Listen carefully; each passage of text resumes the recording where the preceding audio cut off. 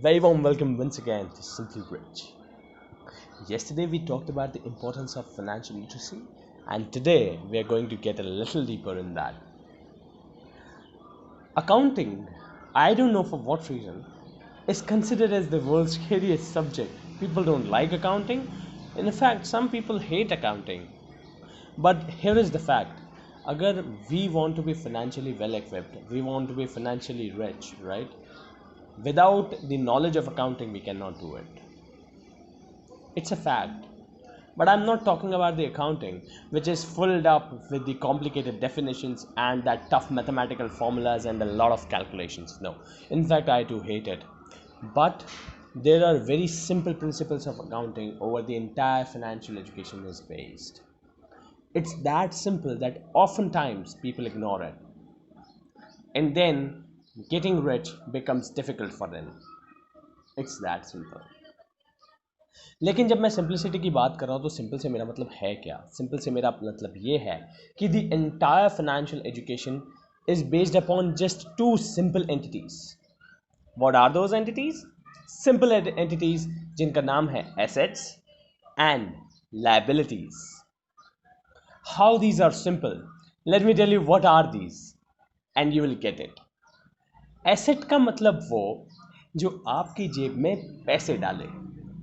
Yes, the thing that puts money in your pocket. अब ये चीज़ खरीदी भी जा सकती है और ये चीज़ बनाई भी जा सकती है, राइट? फॉर एग्जाम्पल, अगर बनानी है तो मान लीजिए आपने कोई यूट्यूब का चैनल बना लिया, जो एक बार आपने वीडियो बना लिया, वो बार बार जब भी कोई इसे देखेगा तो आपको पैसे मिलेंगे यूट्यूब से, right? So that video is making money for you without asking for your time. Why? Because job is not your asset. Why? Because it asks for your time to make money for you. Assets do not ask for your time to make money for you. Right? और for example आपने कोई book लिख दी, जो एक बार लिख दी, publish हो गई, अब जितनी बार लोग खरीद रहे हैं उतनी बार you are getting a royalty. और you made a business, right? एक बिजनेस बना दिया जिसे हमने ऑटोमेट कर दिया. Now it's getting things on its own. तो जब तक वो बिजनेस चल रहा है तब तक you will get enough money, right? So these are the examples of asset जो कि बनाए जाते हैं, and there are some asset जो खरीदे जाते हैं. खरीदे जाने का क्या मतलब है? जैसे शेयर्स खरीद लिए, राइट? इन्वेस्टमेंट में मतलब शेयर मार्केट से शेयर्स खरीद लिए, किसी कंपनी की इक्विटी खरीद ली, या फिर रियल एस्टेट में कोई प्रॉपर्टीज खरीद ली एंड देन उसे रेंट पे चढ़ा दिया. These are kind of assets. Okay, तो फिर लायबिलिटीज क्या है? लायबिलिटीज आर दोज थिंग्स जो कि आपकी जेब से पैसा निकाल लेती है. यस. अब इनके भी एग्जाम्पल्स हैं और यू वुड बी सरप्राइज्ड कि ये भी खरीदी भी जाती हैं और बनाई भी जाती है. करेक्ट. इनके सिंपल एग्जाम्पल्स हैं, जैसे कार हो गई, right? Car is a liability. हमें जब खरीदनी है तो we will pay a lot of money, we put money out of our pocket. फिर हम जब चलाते हैं तब भी हम पैसे निकालते हैं, राइट? बट ट्रांसफॉर्मेटिव होती हैं लायबिलिटीज और एसेट्स. एसेट्स को लायबिलिटी में भी कन्वर्ट किया जा सकता है और लायबिलिटी को एसेट में भी कन्वर्ट किया जा सकता है. Let me show a brief example. जैसे कार है आपके पास, लेकिन आपने लगा दी ऊबर में. अब वो कार टैक्सी बन गई, तो जो आपका पैसा निकाल रही थी अब वो आपके लिए पैसा डाल रही है. सो ये गेम चलता रहता है.